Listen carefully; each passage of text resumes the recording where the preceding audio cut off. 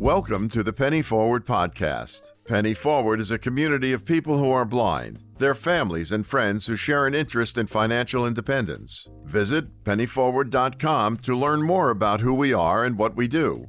Join us now as we get to know people like us who are working toward their own success. Here is your host, Chris Peterson. My guest today is Bill Boules. Bill has 2 master's degrees and has worked in the field of blind rehab for over 20 years.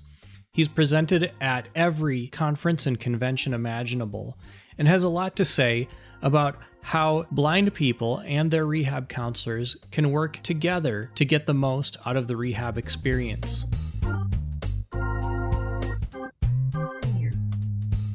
Bill, thanks for being here. Thank you. I want to learn how we and rehab counselors can work together to have the best outcomes. But first, I want to learn some about you. So tell me about yourself. You were visually impaired as a child, right? Yeah, I was diagnosed at a really young age with retinitis pigmentosa.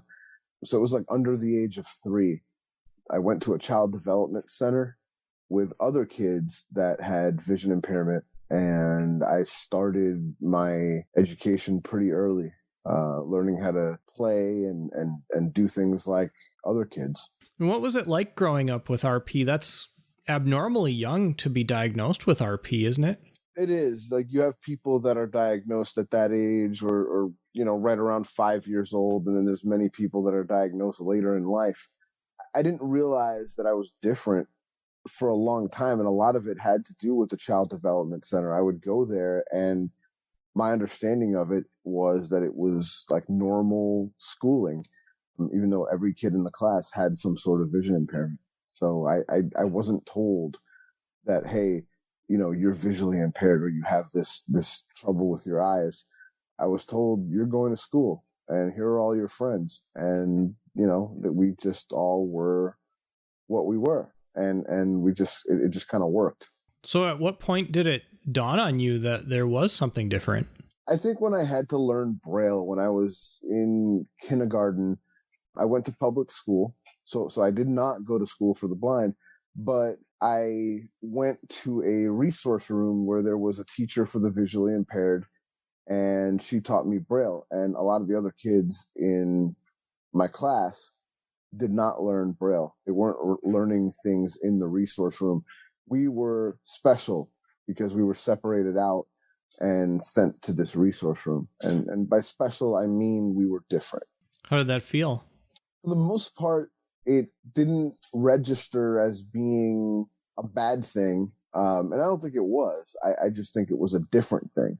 And so it felt as if you had a group of kids that went to this resource room that established relationships, and you were still, you were friends with all these kids, but then you'd see all the other kids in public school that weren't visually impaired, and you would interact with them. But very often you kind of separated yourself off with all the visually impaired kids. So it was something that you don't really think about, but it was definitely different, and you knew it was different. You knew you hung out with your own group of kids and that there was something different about it. And what was your family's attitude towards your visual impairment? So I was raised by my dad, and the attitude basically was that he didn't want me doing what sighted kids would do. He didn't want me really riding bikes. He didn't want me playing baseball. He was afraid that I might hit someone with a baseball bat, or that I might run someone over with a bike, or, oh, you'll get hurt. You'll hurt someone. Like, his whole point of it was to be protective, to kind of separate me out, pull me out, and not, have me be included with what the rest of the kids were doing. I had to fight for that independence. That was something that, he would tell me, no, stay home, or no, stay here, separate you out from everyone else. But I would fight to be included. I would be very rebellious. I'd go anyway. I'd go to play baseball. I would try baseball. I would try riding bikes. And I always tell people stories about being visually impaired and, riding bikes in New York City. It was a lot of fun. But when you think about it as an adult, it's terrifying, because I was doing things with a pretty significant vision impairment that I really shouldn't have been doing, but was trying anyway. When you have RP, you start out with a lot of vision, and many people lose it gradually over the course of sometimes decades. How did that manifest itself for you? I didn't notice any significant vision loss until I was almost out of high school. So even though by high school you knew that there was something different about you and you were doing things differently, I didn't really notice anything significant as far as vision loss goes until I was about to graduate. My last semester almost of my senior year, I had significant decrease in vision, and I was actually out for part of the semester. They had me doing some stuff from home, like doing my schoolwork from home. It was almost like a mini pandemic just for me. I had a teacher that would come by, almost like being homeschooled for a semester. And at the very end, I came back to school and kind of joined in for graduation and stuff like that. What was that like emotionally? Did you, by that time, did you have friends in high school that you were missing out on, and things like prom and stuff?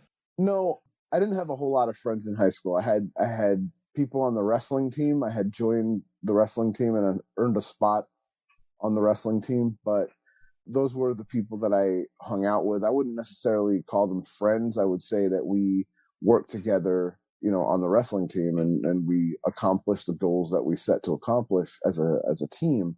But there was a lot of stuff that they would do outside of wrestling, and I wasn't a part of it. Like, I just felt different. I wasn't invited to a lot of things, but I think part of it was me. I think I kind of was very self-conscious of being visually impaired, and I think I kind of pulled away from a lot of stuff like that out of fear of being judged. I figured, if you're going to judge me, I'll just pull out before you have a chance to judge me. And it was a mistake, but I didn't have a lot of friends, and I did not go to prom at all. I went to a wrestling tournament at the end and wrestled with my newly lost vision, and that was it. I think very often I separated myself just because I was trying to make sure that no one excluded me. If I was going to be excluded, it was me that did it. We'll get back to our interview in just a moment, but first. Hi, this is Chris Peterson from Penny Forward. I use SuperBlink to produce my podcast because I want it to sound polished and professional, and they have the skills to make me sound better than I am. Visit superblink.org and check out what they have to offer. Maybe they can help you.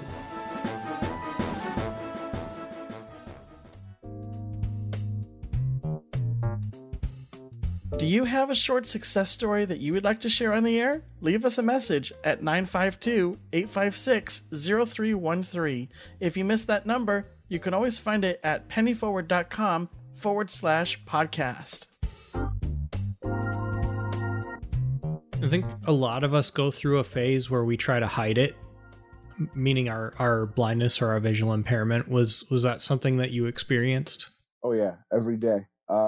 So they would force me to use a cane, and now as a rehab specialist, I try to, I guess for lack of a better word, I try to force people to use their cane. I try to get people to understand how important it is to use their cane for safety and things like that. Well, they were trying to get me to do that, and I refused. Like, I would take my cane whenever I would get on the public transportation to get home. I would have my cane with me to get onto public transportation. But as soon as I got home, like to my neighborhood, I would fold my cane up and I would stick it in my backpack or whatever. And I wouldn't pull it out until the next day when I was away from my neighborhood and back, towards school.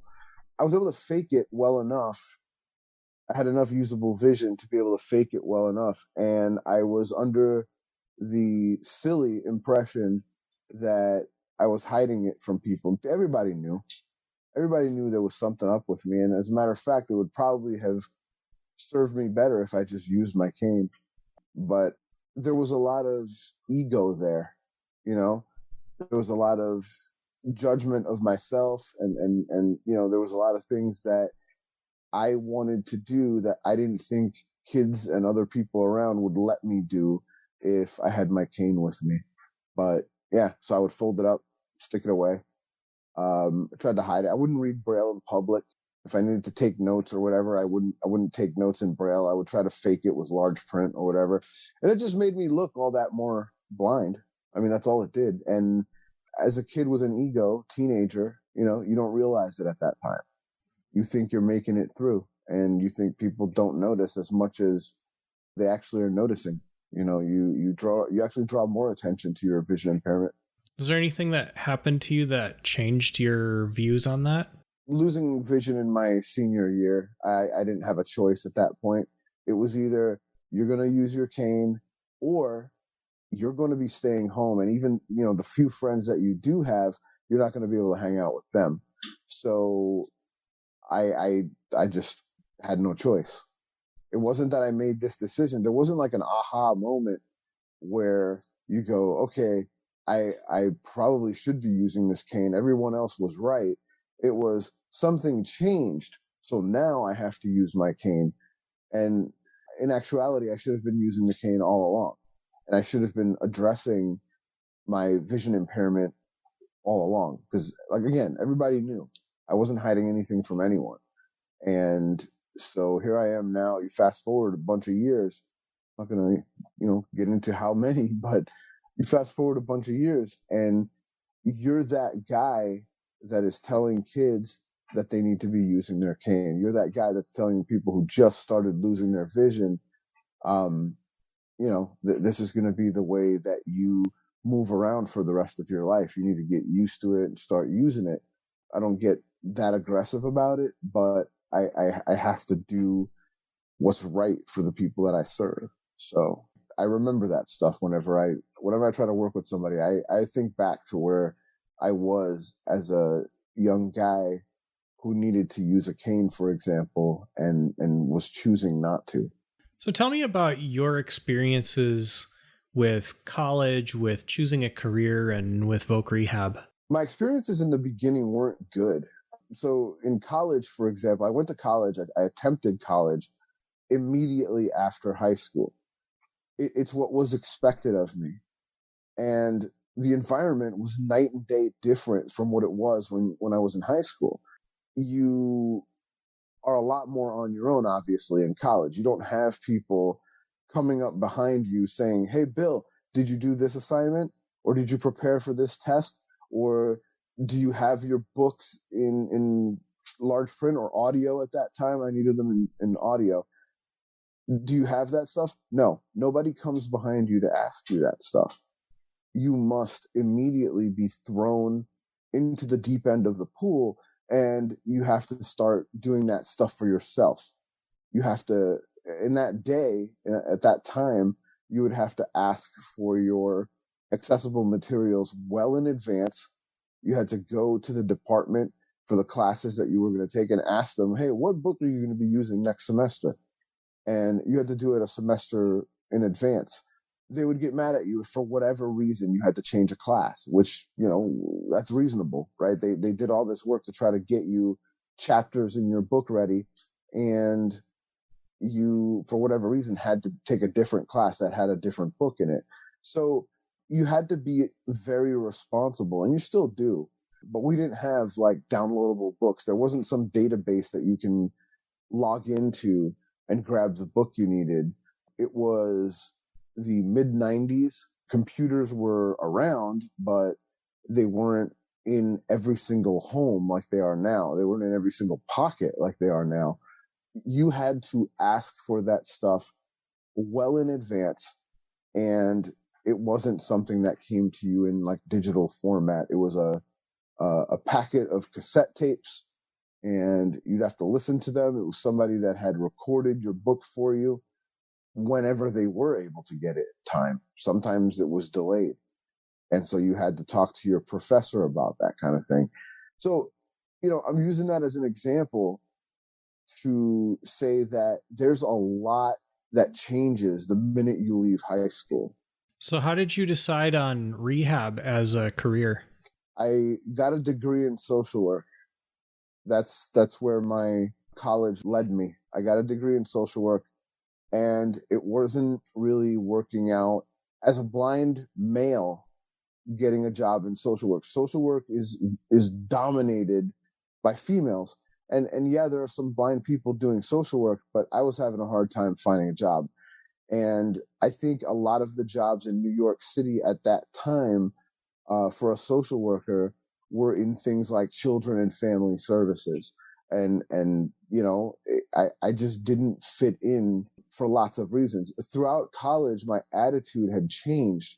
I became a lot more comfortable in my own skin as a blind guy, but it still wasn't easy to find a job. Like I wasn't able to locate employment with a social work degree. Did you have a vision for what you wanted to do with a social work degree? You know, I did what a lot of people do with a social work degree. You hear other people getting one, so you have to have one too, because it's going to lead you to a job. And at that point, my goal was to be employed at something. It was to be employed.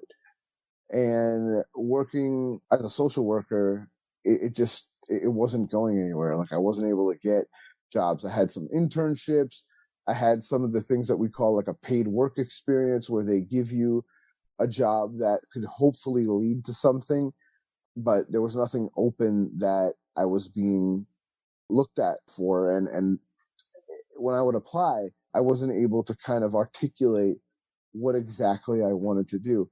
Everyone says, I want to work with people. Like that's the biggest answer that you get. Now, you know, now that I interview people and hire people, it's the biggest answer that you get from people. It's the most commonly given answer. Well, I want to help people, you know. Well, that doesn't quite give the person doing the interviewing exactly what you want to do. That's a very broad stroke that you're taking when you say you want to help people. So no, I didn't really have an exact idea of what I wanted to do. I knew that I wanted to make it easier for people with disabilities that came up after me. So I wanted to work in the field of disability somehow. What changed? Nothing. What changed, it wasn't anything that necessarily changed. It was I couldn't find work doing that, and so I got a job working at Social Security, and I was answering the phones at the 800 number. You know, when you call the 800 number and you have to wait, and somebody answers the phone, and they sometimes help you and they sometimes don't. Yeah. I was one of those people, and I made it my goal to help every single person that called. I wanted to do the right thing by every single person that called. So I worked there for several years, and I eventually wanted to get a promotion to work in the Social Security office, where you process disability claims and you actually interview people and help them push their disability application. I wanted to do that, and that started to work out. But then I saw a solicitation, like an advertisement, for a national expert on screen readers like JAWS. So I applied for that, and it was an opportunity to go to central office in Baltimore, and they gave me the opportunity. They accepted me for that job. And so I went to Baltimore, and I lived in Baltimore for almost 2 years, working with the national accessibility team for JAWS. And I was a pretty good JAWS user. I had a natural kind of talent to be able to teach people how to use JAWS. So it was a really good fit for almost 2 years. And at that point, I decided that I wanted to get into assistive technology. I had a passion for it. I had a talent to be able to teach people how to use it effectively. I had a talent to learn how JAWS works with hardware like Braille displays and other technology that's out there at the time. And so I wanted to work more in accessibility, helping people with disabilities, but with assistive technology. And there were no permanent jobs for that. There was only this opportunity that they were giving people, and they wanted people that were fresh from the field. So once that term expired, they were going to send me back to my original job. And they did for about 3 months. And that's when I started looking around the country for jobs in accessibility, and Alabama came through. I interviewed for the job at the Department of Rehab Services in Alabama, and by the end of the interview, I was extremely confident that I had done well, and I got a call from them the same day, and the guy left me a voicemail, and this was back in the older days of cell phones. I didn't check my voicemail until Monday, so I had no idea. I went the whole weekend wondering, am I going to get this job with Alabama? Am I going to get this job with Alabama? And Monday morning, I checked my voicemail, and there he is asking me to call him back, and it was a message from the prior Friday. And I called him back, and his words exactly were, "What do we have to do to get you down here?" And those words were awesome because it made me feel like I had accomplished a goal that I had set for myself. And it was one of the first real goals. Like, yeah, getting a job was a real goal, but this wasn't just a job. This was doing something that I loved, doing something that was kind of new in the field because there weren't a lot of assistive technology specialists at that time.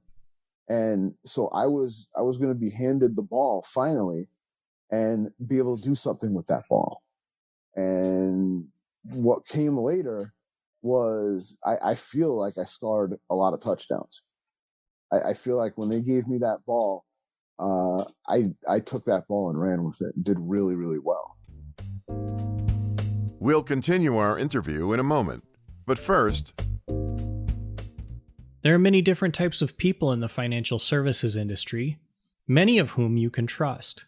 Finding the right person depends on what you need. If you are deep in debt and you need help improving your credit score, a credit counselor might be the right person to talk to. If you are having trouble making ends meet and you'd like to start developing better behaviors and putting money away to build an emergency fund, then a financial coach might be able to help you. If you have good behaviors already and are ready to start investing for your or your child's future, then a financial planner is definitely going to be able to help you out. There are also some people that you should not trust. Some people have lofty claims to help you get rich fast. Those people are not trustworthy. Others have lofty claims to help you get out of debt fast or without having to pay anything. Again, you can't trust those people. They're going to take your money and you will not be satisfied with the results. There's nothing wrong with asking for help, especially from someone you can trust, and there's lots of people you can trust in the financial services industry, but be careful because there are, unfortunately, some people that you should run away from. do you have a favorite budgeting, banking, or investing app? Tell us about it at 952-856-0313. If you missed that number, you can always find it at pennyforward.com/podcast. You've done more than technology, right? Absolutely.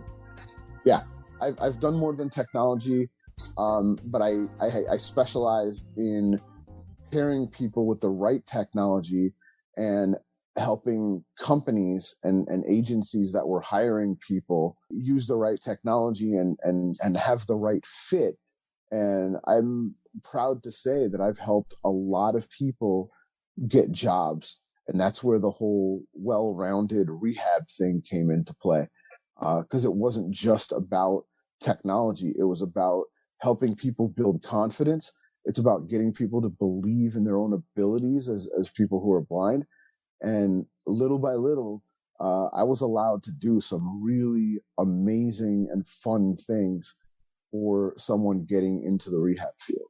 As a blind person, what would you say is the best way to work with rehab? In a way, I want to ask what the best way is to get the most out of rehab, but I also want to know what is the best way to get rehab to get the most out of you?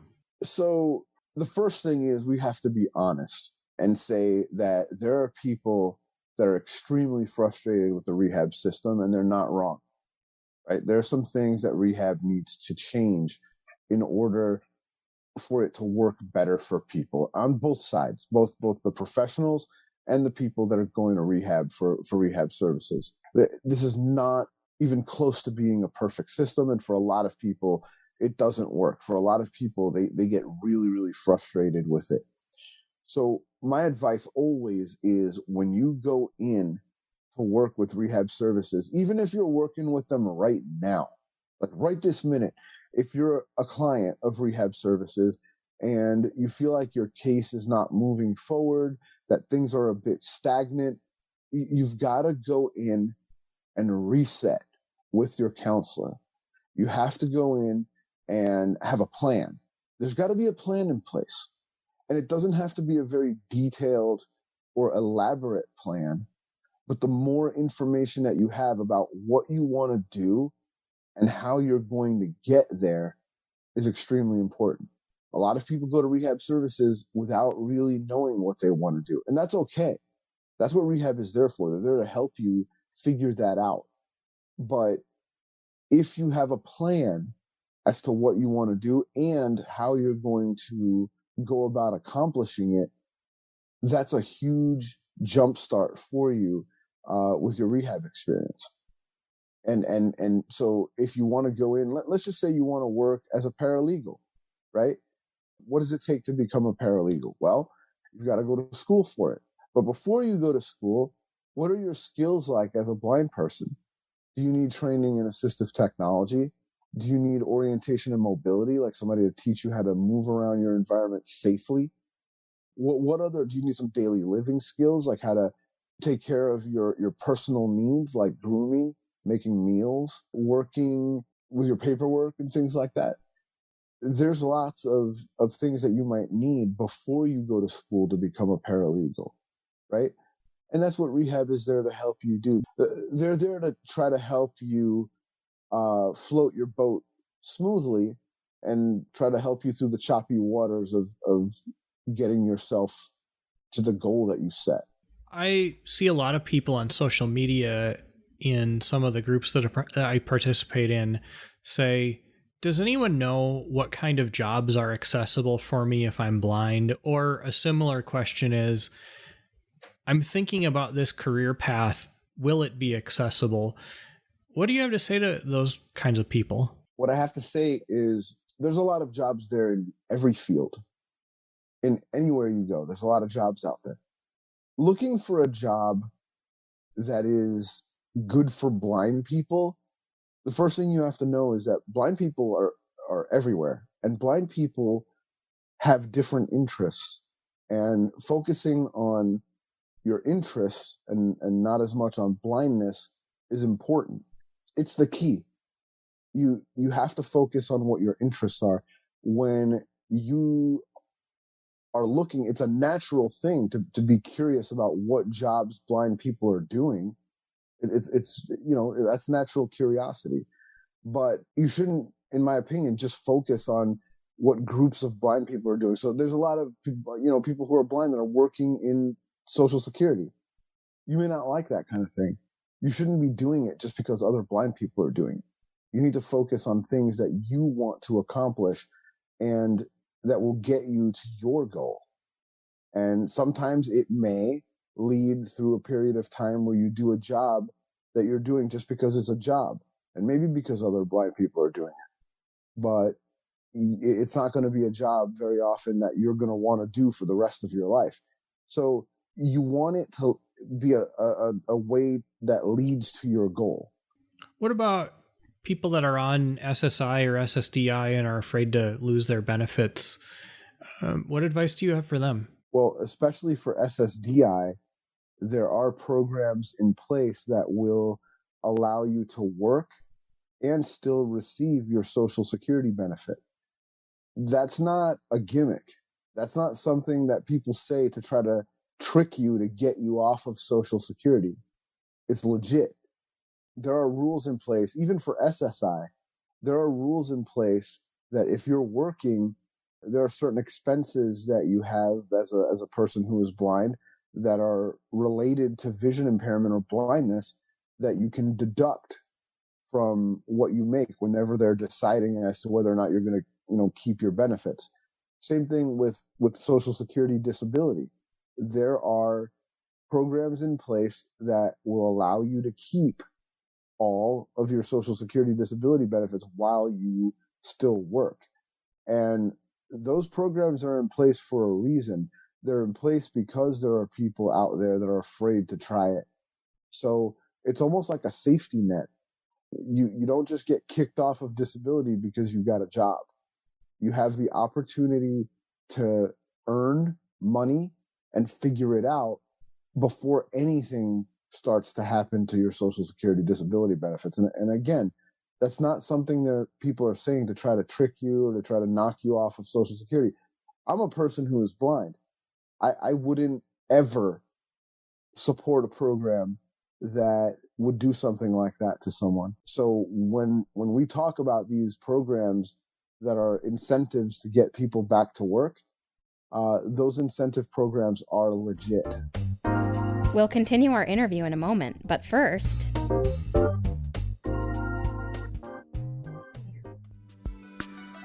When it comes to money, do you feel a little lost? When you're in an unfamiliar financial environment and need a hand in understanding the lay of the land, Penny Forward is here to help. We provide affordable one-on-one and group financial education programs that give you the confidence to get out there and achieve your goals. Visit pennyforward.com to learn more about who we are and what we do.